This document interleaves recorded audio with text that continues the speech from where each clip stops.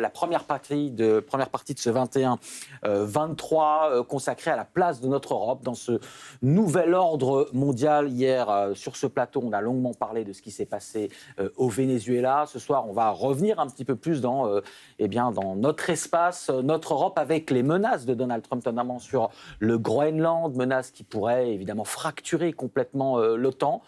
Que peut faire l'Europe si l'OTAN n'existe plus? L'Europe peut-elle assumer sa propre défense? On va en parler avec nos invités sur ce plateau. Guillaume Ancel, bonsoir. Ancien officier et chroniqueur, auteur de Petites leçons sur la guerre, comment défendre la paix sans avoir peur de se battre, aux éditions Autrement, et du blog Ne pas subir. À vos côtés, Mika Bujon-Méred, bonsoir. Bonsoir. Secrétaire général de la chaire Outre-mer et enseignant en géopolitique des pôles et des Outre-mer à Sciences Po. Évidemment, vous êtes aussi l'un des meilleurs spécialistes du Groenland, dont on va beaucoup parler. Et puis Thomas Friand, bonsoir. Bonsoir. Directeur exécutif de l'Institut géopolitique et business de l'ESSEC, président fondateur de l'Institut Open Diplomacy. Alors, on l'a entendu dans le journal il y a quelques minutes de Louise.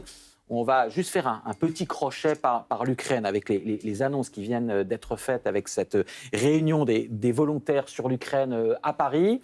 On a entendu le chef de l'État il y a quelques minutes. On va aller un petit peu plus loin. Notre confrère du service politique Cyril, Adrien Salman, a pu en toute exclusivité s'entretenir avec le chef de l'État.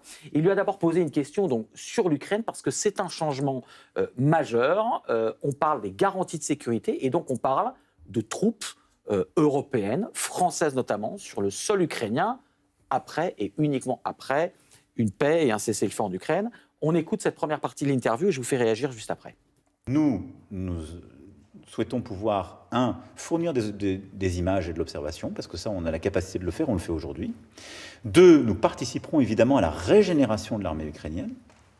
Et 3, nous avons montré notre disponibilité aussi pour nous être déployés dans cette force multinationale qui serait loin de la ligne de front et qui a vocation à être une force de réassurance de l'armée ukrainienne. Et évidemment, nous serons, comme tous les partenaires de la coalition des volontaires, dans ce mécanisme de soutien si l'armée ukrainienne était attaquée. Ensuite, sur le suivi du cessez-le-feu, ce sont des capacités qui sont assez peu chères, qui sont techniques, qu'on utilise déjà aujourd'hui pour aider l'Ukraine. Nous avons confirmé notre disponibilité pour le faire. Et sur la force multinationale. Et ensuite, sur la régénération de l'armée ukrainienne, tout ça est encore à débattre avec les autres. La potentialité de plusieurs milliers d'hommes, mais ça n'est pas, ce qu'on va faire dès maintenant. 2, ça sera planifié. 3, ce sera dans le cadre de nos opérations extérieures. Et donc, on fera des arbitrages. Guillaume, c'est une annonce majeure.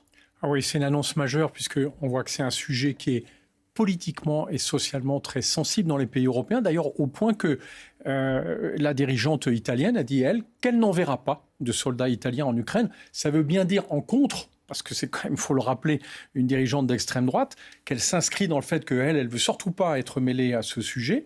Peut-être qu'elle soutiendra l'Ukraine par d'autres moyens, notamment financiers. Mais les Français et les Britanniques, ce soir, ont reconnu que s'il y avait un accord de fin de guerre, on est bien s'il y a un accord, ils se sont préparés à la tête d'une coalition de volontaires, dont on ne sait pas exactement combien de pays en réalité viendraient, mais qu'il y aura bien une force multinationale déployée dans l'Ukraine libre pour garantir cet accord. Et c'est un point crucial, parce qu'en fait, on se mordait un peu la queue en disant il y aura un accord quand il y aura des garanties de sécurité, et il y aura des garanties de sécurité quand il y a un accord. Donc les Européens disent ce soir, nous, pour les garanties de sécurité, on est prêt. Et donc, la question centrale et terminale maintenant est quel accord est-on capable d'accéder maintenant dans un sujet de négociation qui malheureusement est quand même piloté par Donald Trump? Thomas Friand, on va en parler durant toute cette page, mais est-ce que là, ça veut dire que l'Europe, encore une fois, si et uniquement si, il y a un accord de paix ou en tout cas un arrêt des combats, mais est-ce que ça veut dire que l'Europe commence, c'est lent, c'est poussif, mais à s'organiser pour assurer sa propre défense sur le continent? Parce que là, on parle de soldats européens en Ukraine, pas encore forcément de soldats américains, même s'il y aura des possibilités, mais c'est l'Europe qui est en première ligne. C'est l'Europe qui est en première ligne, c'est l'Europe qui se prend en main, mais c'est l'Europe qui se prend en main avec de petites mains. Je m'explique. Cette coalition des volontaires, c'est 35 pays, dont une large partie sont des membres de l'OTAN. Certains viennent de plus loin, le Japon, par exemple. C'est une coalition de volontaires, Guillaume en a expliqué la philosophie, qui a vocation à garantir aux Ukrainiens la possibilité que cet accord de paix tienne, parce qu'il serait dissuasif d'enfreindre les forces qui seraient... de s'en prendre aux forces qui seraient mises en jeu, même si juste pour l'instant... à noter le spectateur, le fait d'avoir des soldats français, britanniques en Ukraine, on va dire libres, c'est pour éviter que les Russes leur tirent dessus. Parce que là, c'est très simple à comprendre quand on comprend que cette coalition de volontaires, elle fait 3 rideaux. Le premier rideau, c'est le rideau ukrainien, la force qui fait face, qu'on soutient, qu'on renforce et qu'on ne démantèle pas, contrairement à ce que la Russie veut. La deuxième force, c'est la force européenne, avec les Italiens pas engagés, les Français, les Britanniques prêts à se mobiliser, air, terre, mer, pour pouvoir garantir, dissuader la Russie d'aller plus loin. Et la troisième ligne de force, et c'est là où je reviens à ma théorie des petites mains, c'est la ligne américaine de coordination de renseignement.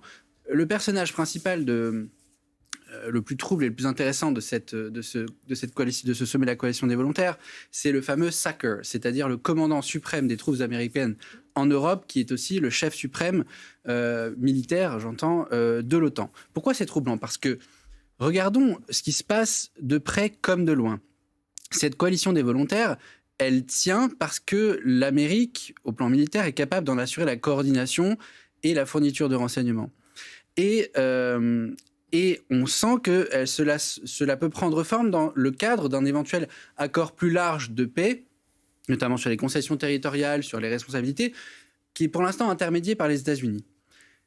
Et donc, cette coalition des volontaires, c'est une coalition portée par une initiative européenne. À nouveau, il y a un an, sur le plan diplomatique, c'est la France et le Royaume-Uni qui mettent la chose à flot, mais la clé de voûte de cette chose, c'est, sur le plan diplomatique, c'est la bonne volonté américaine. Or, que fait la bonne volonté américaine dans cette coalition de volontaires ? Elle est surtout volontaire pour tirer le maximum d'influence de cette situation pour tout le reste. En d'autres termes, plus la menace russe sur l'Europe est forte, plus le levier américain sur l'Europe est grand, plus il est opportun de dire que Trump dise c'est le moment que l'Amérique de Trump s'empare du Groenland, par exemple, ou alors qu'elle s'empare du Venezuela et en laissant les Européens pantois. Et donc je disais tout à l'heure, c'est l'Europe qui se prend en main, oui, c'est vrai. Courage aux Britanniques et aux Français qui ont mis autour d'une même table des chefs d'état-major pour planifier ce que pourrait pouvoir dire la ligne de défense, mais des toutes petites mains et des mains qui sont liées par les grandes mains d'un Donald Trump qui, lui, fait levier sur cette situation pour pouvoir déployer sa politique prédatrice et impériale sur tout le continent américain, jusque dans l'Arctique, au Groenland. Mika Bujon-Meret, ça nous ramène effectivement au Groenland, ça vient d'être dit. Ah là, merci pour cette transition. J'en profite pour juste rappeler que je ne suis plus à Sciences Po, je suis à l'Université du Québec à Trois-Rivières, ce qui me permet de faire une petite pirouette pour dire que ce qui se passe au Groenland et en Arctique, c'est en réalité deux choses en ce moment, du côté évidemment de ceux qui voudraient que les États-Unis, évidemment, n'envahissent pas le Groenland. On va en reparler.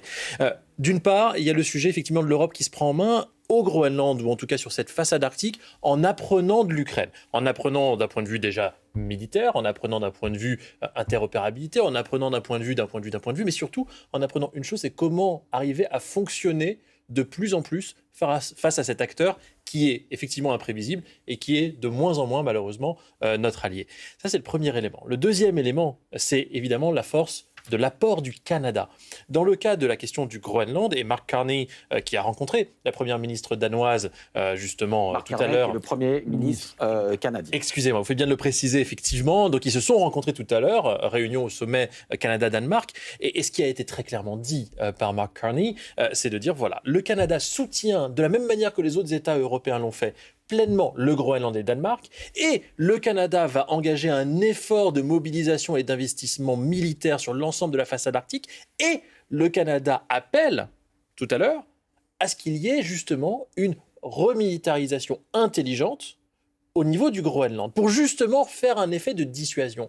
Pourquoi ici l'apport du Canada est important ? C'est parce que d'une part, les Canadiens, eux aussi, ont appris de ce qui se passe en Ukraine, que là, ça les touche directement sur leur territoire, donc ils sont en train de voir la guerre arriver sur leur continent, de la même manière que nous, en Europe, on a vu la guerre revenir sur notre continent avec l'Ukraine. Et ce que les Canadiens donc disent qu'il faut faire, c'est justement prendre les devants. Ils ne sont pas aujourd'hui comme dans les discours ou les débats qu'on entend beaucoup en Europe depuis plusieurs mois, et qu'on entend surtout depuis 2 jours. Oui, mais vous vous rendez pas compte, envoyer des forces au Groenland, c'est ouvrir une boîte de Pandore, etc. Le Canada, là, est très clair, parce que pour le Canada, il y a un enjeu existentiel dans le sort du Groenland.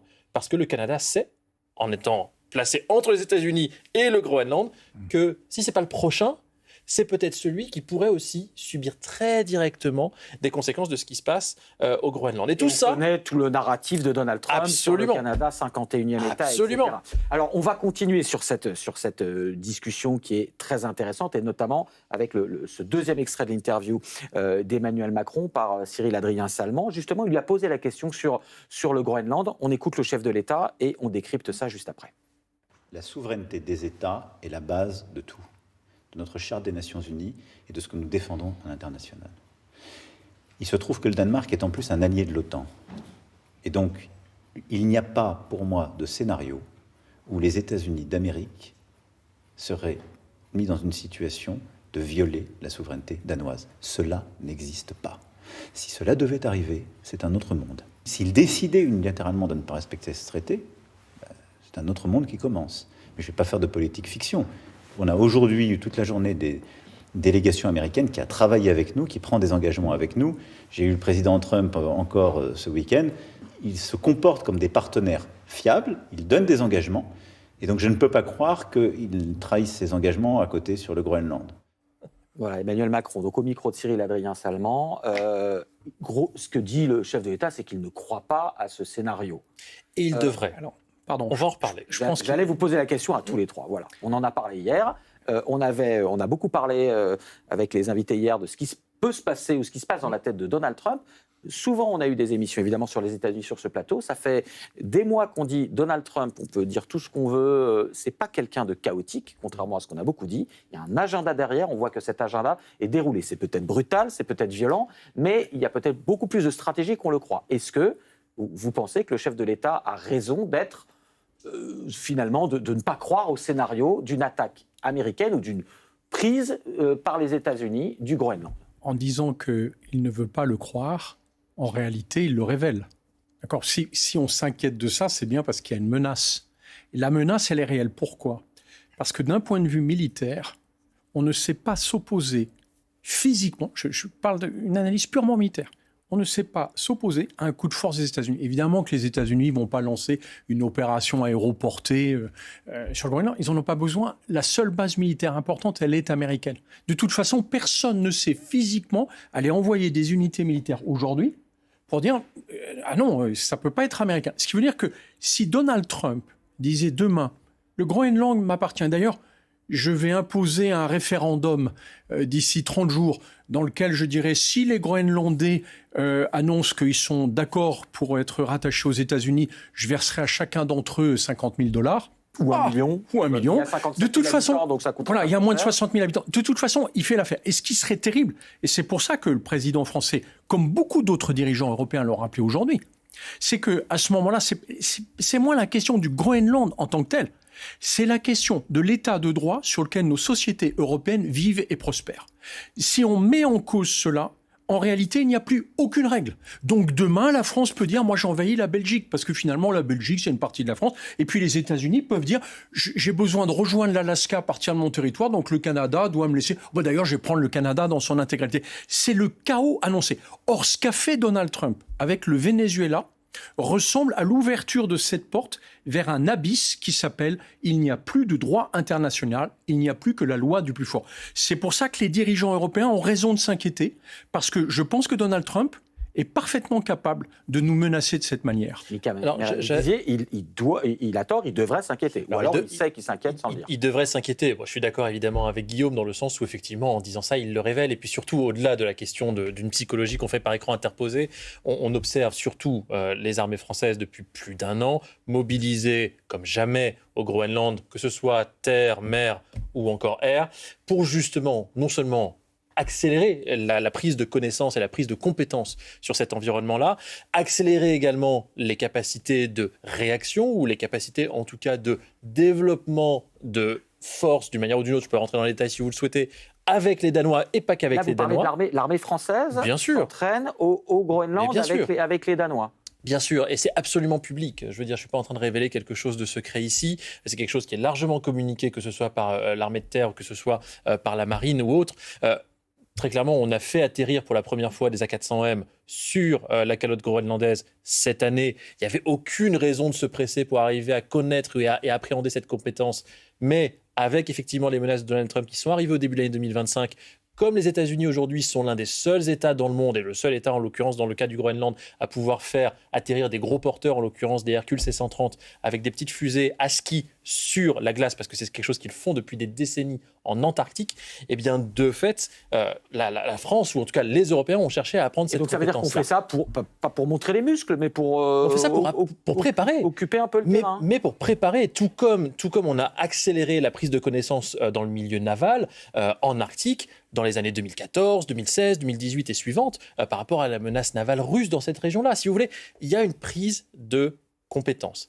Et le deuxième point que je voulais évoquer, c'était faites attention à la manière dont vous parlez des Groenlandais. Parce que cette rhétorique qui consiste à dire les Groenlandais, si on leur donne un chèque de 50 000 $, $1 million, c'est une rhétorique qui vient justement des milieux MAGA, des milieux trumpistes, des milieux expansionnistes américains. Et ça fait fi, ça si vous voulez, en disant ça, vous négligez le fait que dans la culture groenlandaise, la culture inuite en règle générale, ce n'est pas possible. Dans la culture inuite, et on l'a vu dans pléthore de décisions politiques locales, depuis que le Groenland a la compétence, notamment sur son sous-sol, il y a des choses qui ne s'achètent pas. Et ça, c'est quelque chose que les Américains, en l'occurrence, pour le coup, je veux dire l'administration Trump, et surtout le premier cercle autour de Trump, les Stephen Miller et autres, ne comprennent pas aujourd'hui. Les Groenlandais, eux, les Américains pensent, en tout cas les Trumpistes, pensent que tout le monde a un prix. Les Groenlandais ne sont pas dans cette logique-là d'un point de vue culturel. Donc un Groenlandais, et puis après, Thomas, j'ai évidemment une question pour vous, mais les Groenlandais, comme disait Guillaume, Donald Trump arrive en disant « Vous êtes 57 000, vous avez $1 million chacun, vous devenez américain ». Quand vous avez... Ils diront non, ils diront toujours non. Ils ont dit non là, mais pas quand on leur propose, pas si on leur propose $1 million. Mais est-ce qu'ils vont continuer Après 15 ans de travail, un peu plus sur le Groenland, je crois pouvoir dire avec confiance que oui, ils refuseront ça pour une raison simple. C'est que nous n'avons pas, avec la culture inuite en règle générale, pas que au Groenland, la même notion au temps et la même notion également à l'environnement. Et c'est-à-dire que quand on parle au Groenland de développer des business, des économies, des industries durables pour faire en sorte que le pays puisse vivre et survivre et développer une véritable indépendance, pas juste une indépendance de papier. L'idée ici, c'est que, il y a un modèle qui est l'Islande, d'un côté, que les Groenlandais regardent et veulent imiter avec leur spécificité, et d'autre part, il y a un autre sujet qui est qu'ils ne sont pas prêts à brader leur environnement, ils ne sont pas prêts à brader leur culture, ils ne sont pas prêts à brader leur langue, parce qu'au Groenland, on parle d'un conflit décolonial. C'est la principale différence avec le Venezuela ici, c'est qu'on a un conflit décolonial avec un peuple qui majoritairement, politiquement comme dans la population, ne veut pas troquer une colonisation par une autre. D'un colon à un autre. Thomas Friand, et puis on va voir un extrait justement juste après de ce qui se passe au Groenland. Mais si on prend ce scénario, et on a entendu que là, Donald Trump, on ferait bien de le prendre au sérieux. Il y a des exercices militaires avec notamment des soldats français, vous nous le disiez, Mika. Il y a 57 000 Groenlandais qui ne veulent pas des États-Unis. Demain, Donald Trump amène ses Hercule C-130 qui atterrissent et qui dit « Aujourd'hui, c'est à nous ». Ça ne se passera pas comme ça. Les Américains tirent sur des Français, sur des Danois qui, encore une fois, sont des alliés historiques, ou ça ne se passera pas comme ça? Je pense que je serais mal avisé de répondre sur les événements qui pourraient se produire. En revanche, sur le changement de paradigme qui pourrait se produire, c'est là qu'il faut en venir. On est en train d'assister... Partons de cette phrase que Stephen Miller, qui est le directeur de cabinet adjoint de Trump à la Maison-Blanche, a prononcée. Il a dit, dans un contexte d'une interview très particulière, « Les États-Unis sont la puissance de l'OTAN ». À quoi fait écho cette phrase? Cette phrase fait écho aux formules de la Russie dans l'Union soviétique, disant la Russie, c'est la grande sœur, le grand frère du pacte de Varsovie. Ce qui est en train de se produire sous nos yeux, c'est la mutation profonde de l'OTAN en un pacte de Varsovie. C'est-à-dire d'un système politique piloté par un parti, le parti MAGA, qui, dans sa stratégie de sécurité nationale, dit « je vais m'appuyer sur des partis d'extrême droite à travers toute l'Europe pour pouvoir prendre le contrôle politique et économique de mes affiliés, de mes affidés ». Et dans le contexte de cette mutation de l'OTAN en un pacte de Varsovie, on est dans une situation où l'OTAN est morte par rapport à ce que nous imaginons de l'OTAN, c'est-à-dire une alliance militaire fondée sur des valeurs démocratiques. Et là, ça nous ramène à un deuxième parallèle historique intéressant. La mort de Staline. La mort de Staline, personne ne venait l'annoncer. Pourquoi ? Parce que être le porteur du message de Staline est mort, c'est prendre un risque politique énorme. Pourquoi est-ce que vous n'entendez aucun leader politique européen dire « l'OTAN est morte » ? Parce que le premier qui fait ça, c'est celui qui va payer le plus cher sur le plan politique, démocratique, diplomatique et financier, la mort de l'OTAN. La réalité, c'est que malgré les artefacts d'une présence d'un saqueur à une coalition des volontaires, l'OTAN est morte parce que les fondamentaux politiques et diplomatiques de cette alliance militaire se sont évanouis. Et donc, dans ce contexte-là, il est hautement probable, puisqu'on a d'ailleurs à la tête de la Maison-Blanche des théoriciens de politique étrangère qui affirment une politique recoloniale.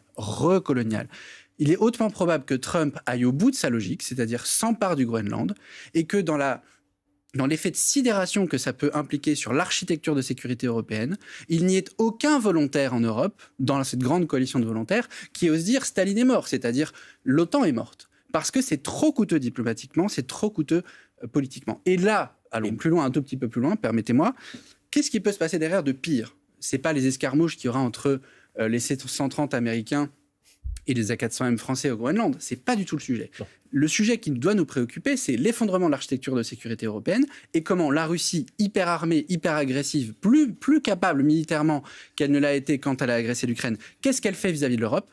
Et dans ce même temps, qu'est-ce que Xi à Pékin fait de Taïwan ? Parce que les deux autres grands prédateurs qui attendent de voir comment les Européens vont réagir face à un Trump boulimique, ce sont les Chinois et les Russes qui sont à l'œuvre, patients, opportunistes et qui guetteront la prochaine faiblesse européenne pour pousser leur avantage encore un peu plus loin. Juste un mot, et puis après, on va aller voir justement ce que pourrait devenir une Europe sans OTAN. Oui, je pense qu'il faut faire attention au scénario du pire sur le Groenland.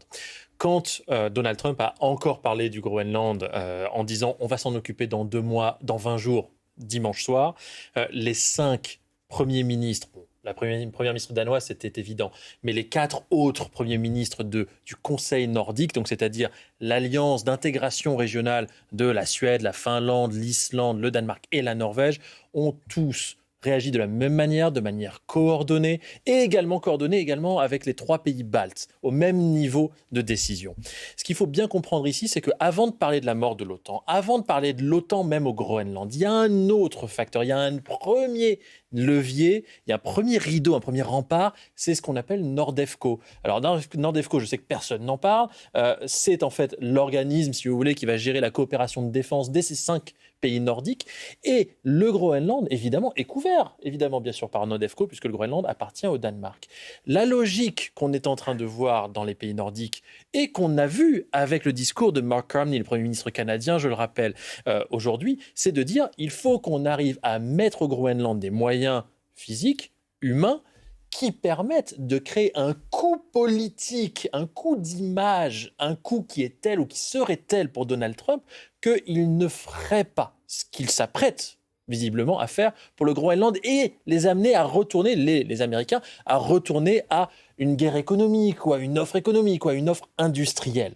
Hier, l'un de nos invités ici, géopolitologue, disait, avec ce qui s'est passé au Venezuela, et on voit l'évolution du monde, en fait, il n'y a plus de petits pays.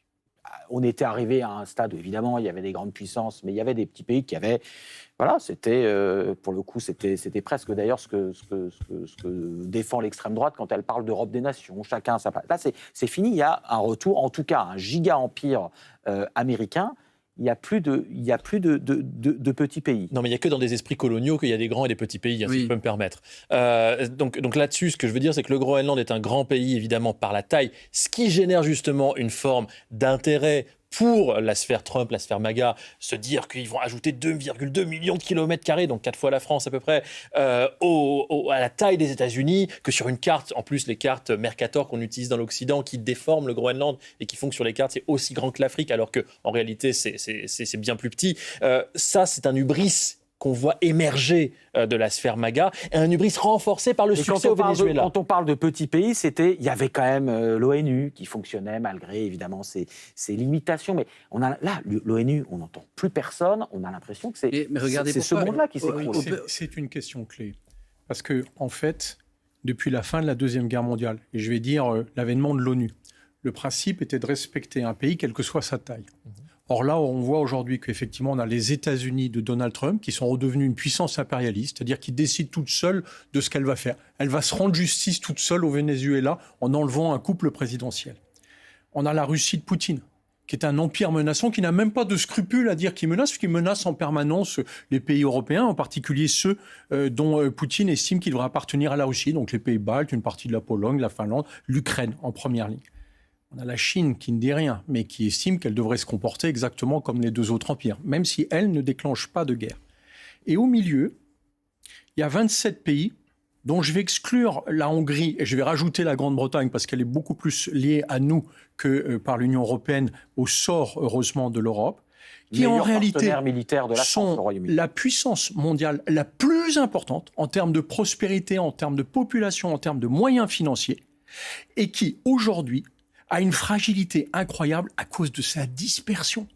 Parce que si elle n'était pas dispersée, ce serait la première puissance du monde. Et on est dans une situation, comme le rappelait Donald Tusk, le Premier ministre polonais, où 450 millions d'Européens tremblent de ce qu'on veut faire 300 millions d'Américains pour nous protéger de 150 millions de Russes. C'est un monde inversé dans lequel on est. Et je crois qu'aujourd'hui, quelque part, ce choc du Groenland, du Venezuela, de l'attitude de Trump, c'est pour les Européens un électrochoc de se dire, est-ce qu'on continue à être un troupeau de moutons qui attend quel est le loup qui va venir les bouffer, ou est-ce qu'on se constitue en bloc et c'est nous qui flanquons la trouille aux autres?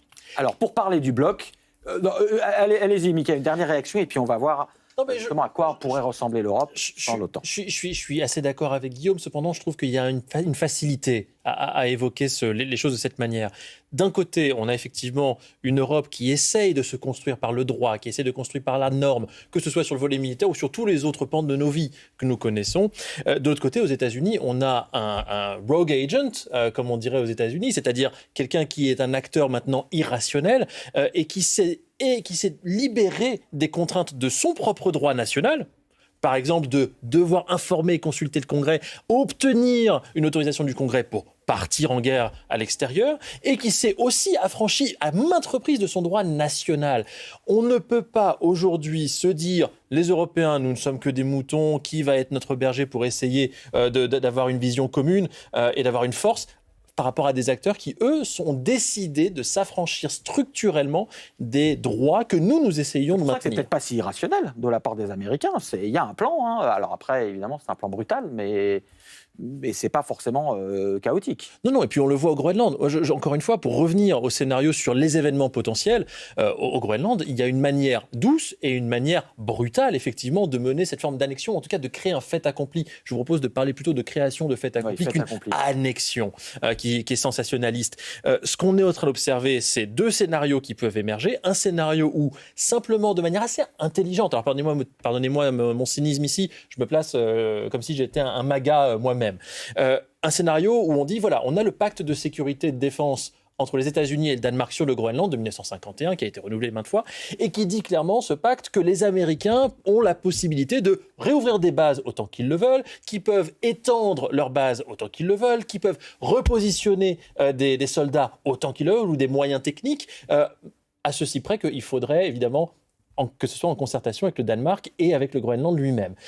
Si Donald Trump décide de le faire tout seul unilatéralement, c'est ce que j'appelle moi le scénario le plus doux. C'est-à-dire que fondamentalement, il reste dans le cadre de ce fameux traité, il ne fait que développer les choses de manière incrémentale, mais dans le même temps, en ne communiquant pas avec les Danois ou avec les Groenlandais, en n'ayant pas leur accord, de fait, il briserait quand même ce traité. Mais en jouant sur cette ligne extrêmement fine, cette ligne de crête, ce que Donald Trump serait capable de faire, c'est d'instiller le doute dans toutes les opinions publiques qui seraient susceptibles de venir dire ce qu'il a fait au Groenland, c'est pas bien. On l'a vu au Venezuela, on le voit sur Gaza, on le voit sur la RDC, etc. S'il peut instiller le doute, il peut s'en sortir avec peu de frais. Et puis, derrière, il y a le scénario beaucoup plus brutal, mais fondamentalement, c'est pas celui que je privilégierais, en partant du principe que ce qu'ils font, l'administration Trump aujourd'hui, n'est pas complètement irrationnel, effectivement. Alors, juste, dans le dernier gros quart d'heure qui nous reste, c'était ce qu'on avait envie de vous poser comme question à tous les trois. Faut-il acter le divorce avec les États-Unis ? Bon, le couple va pas bien, on peut divorcer, on peut se remettre ensemble, hein, d'ailleurs, même après un divorce, et puis l'avenir, on verra ce qu'il y a avec d'autres administrations américaines. Mais si il y a divorce. S'il y a sur le Groenland, ce que disait quand même la première ministre danoise, et que s'il y a, là pour le coup, la méthode brutale, là, clairement, c'est l'OTAN qui vole en éclats, puisque le Danemark, c'est l'OTAN, et les États-Unis, c'est l'OTAN. Quel serait le scénario? Alors, pour nous éclairer vos téléspectateurs et revenir à cette table, je vais aller retrouver d'abord Iman Rachati. On va faire un petit peu de prospective. Alors, c'est un scénario fiction, mais quand même, on va parler de l'OTAN sans les États-Unis. Iman, bonsoir. Si les États-Unis quittent l'OTAN, à quoi ressemblerait la défense en Europe? Alors, sans les États-Unis, il resterait les 31 pays de l'OTAN. Ici, en bleu, sur cette carte, cela représenterait 80 000 soldats américains en moins. Ils sont surtout 32 000, par exemple, soldats 38 en Allemagne. 38 000 en Allemagne, 12 000 en Italie et 10 000 en Pologne. Les armées européennes, au total, c'est près d'1,5 million de militaires. On les compte surtout en Pologne, plus de 202 000 militaires. Puis vient ensuite la France, 200 000 militaires. Puis l'Allemagne, plus de 181 000 soldats. Alors, on précise aussi, on parle beaucoup de l'Europe là, mais il y a la Turquie dans l'OTAN qui aussi est un acteur militaire majeur. Iman, toujours dans l'hypothèse où les forces américaines quitteraient l'Europe, de quelle capacité disposent les Européens pour se défendre? Alors, les Européens ont des capacités nucléaires grâce notamment à 2 pays. La France, d'abord, 290 têtes nucléaires à bord de sous-marins lanceurs d'engins et d'autres sur des avions comme des Rafales. Puis le Royaume-Uni, 225 têtes nucléaires uniquement maritimes avec une dépendance technologique partielle vis-à-vis des États-Unis. Il faut quand même dire que 290 et 225, ça reste beaucoup moins que les 5200 têtes nucléaires américaines. Ils ont une autre force, le budget. Évidemment, le plus gros budget, c'est celui des États-Unis. 901 milliards de dollars de dépenses cette année. Vient ensuite la Chine, 200 milliards de dollars. Mais si on compte le budget de l'OTAN sans la part des États-Unis, il pourrait aisément se hisser en deuxième position avec 532 milliards environ de dollars dépensés. Ah oui, 532 milliards, c'est le budget militaire de l'OTAN sans les États-Unis, ou grosso modo de l'Europe. On voit qu'on est effectivement le deuxième pôle militaire au monde, dans les chiffres en tout cas. Dernière question, Iman, les pays européens ne peuvent pas se passer des États-Unis quand même sur certains éléments essentiels. Exactement. Il y a des déséquilibres qui ne sont pas seulement dans les chiffres. Les armées européennes sont nombreuses, comme on l'a dit, mais la quantité ne compense pas la qualité. Les États-Unis fournissent l'essentiel des quartiers généraux opérationnels et sans eux, les armées européennes pourraient moins facilement collaborer entre elles et seraient même plus lentes. Et le point sans doute le plus important, c'est que les pays européens ne peuvent pas se passer des États-Unis en termes de renseignement. La première puissance mondiale dispose entre 246 et 243 satellites militaires. C'est bien plus que les environ 50 satellites militaires dont disposent les pays européens.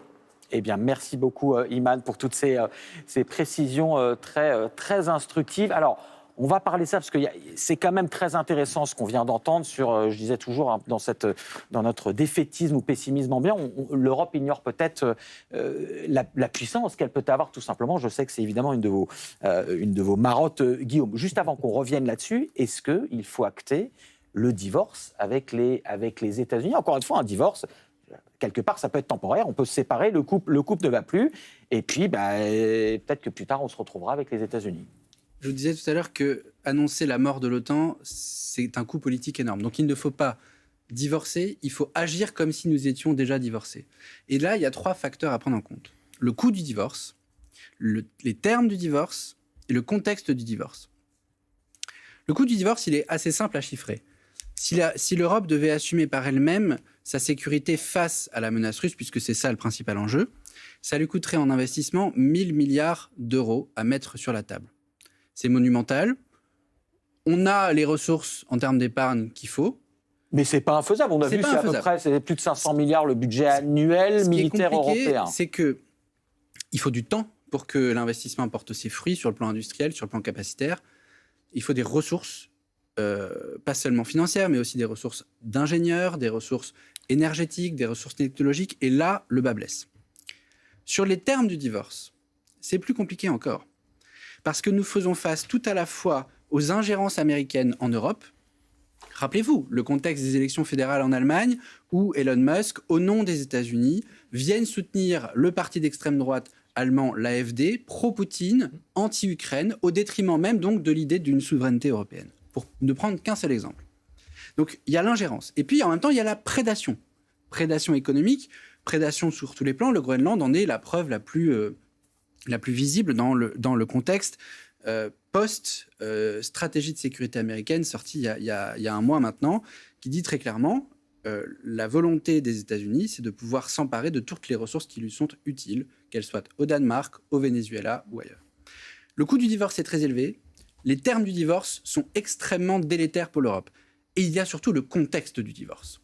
Le contexte du divorce, c'est que nous faisons face en 2025 à une Russie plus puissante qu'elle ne l'était en 2022 et qui sera encore plus puissante en 2030.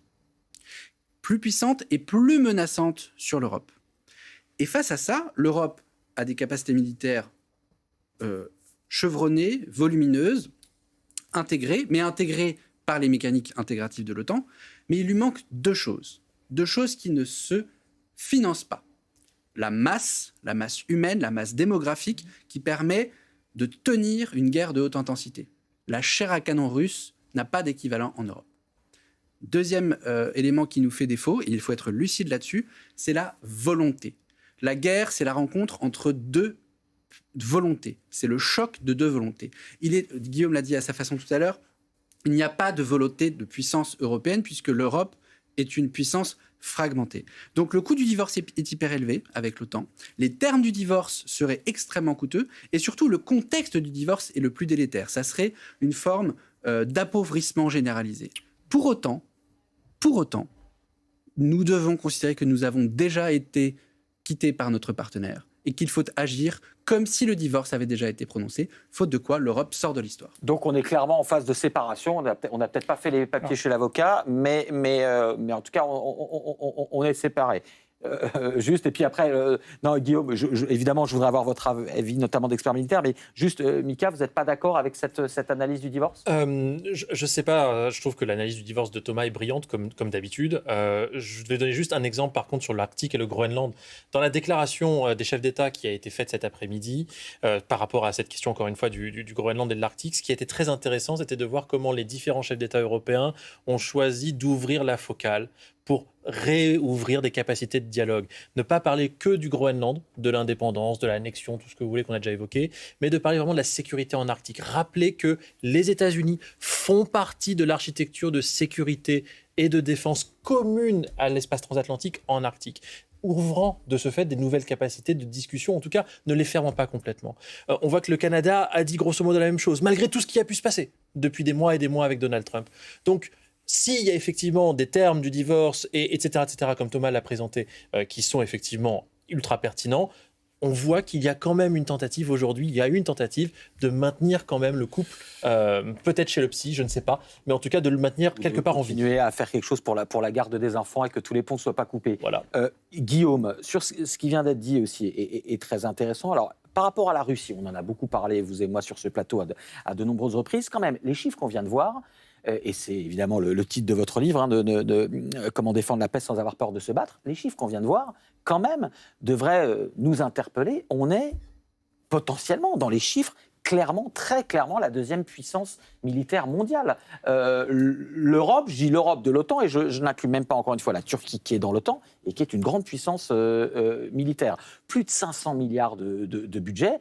Alors, on avait 1,5 million de soldats européens, il y a 1,5 million de soldats russes. Mais je ne suis pas sûr que ce soit la même compétence. Il y a beaucoup de l'armée russe, elle est envoyée à la boucherie avec des gens qui ne savent pas forcément se battre. Nous, c'est des armées quand même professionnelles. Pourquoi, encore et toujours, l'Europe se voit beaucoup plus petite qu'elle ne l'est ? Peut-être rappeler une chose qui est essentielle dans les combats. Moi, j'ai participé à 4 guerres. Ce qui est le plus important, quand on mène une guerre, c'est la capacité à se battre. Pas les armes qu'on a, c'est pas le soutien technologique, financier, international, c'est pas vrai. C'est est-ce que on estime que c'est nécessaire de se battre, on le fait pas. Regardons les Ukrainiens. Sur le papier, ils devaient perdre en quelques semaines. ils tiennent tête à une puissance qui est 5 fois plus importante qu'eux. Pourquoi ? Et depuis Parce qu'ils ont cet esprit de résistance qui est incroyable. Et même s'il leur restait que des cailloux, ils les jetteraient sur les Russes. On se souvient que les Russes n'ont jamais réussi à dominer l'Afghanistan. D'ailleurs, ni l'OTAN. Donc, on voit bien que l'esprit de résistance, c'est la première arme dont il faut se doter. Or, aujourd'hui, notre sujet, on se concentre beaucoup sur l'aspect militaire de la défense de l'Europe. Mais en réalité, pour moi, il est d'abord politique. Parce qu'une armée, de toute façon, elle est à la disposition, elle est dirigée par un pouvoir politique. Et bien heureusement. Or, la question, c'est que on tourne toujours autour du même sujet qui est un impensé, comme si c'était l'iceberg dont on a la trouille. C'est de dire qu'avant de faire une communauté militaire, il faut qu'on fasse une communauté politique. Donc, tant qu'on n'acceptera pas d'aller sur un sujet de comment on construit progressivement une communauté européenne, une vraie communauté politique, des États-Unis d'Europe, nos systèmes militaires seront toujours des jardins séparés qu'on a le plus grand mal à coordonner.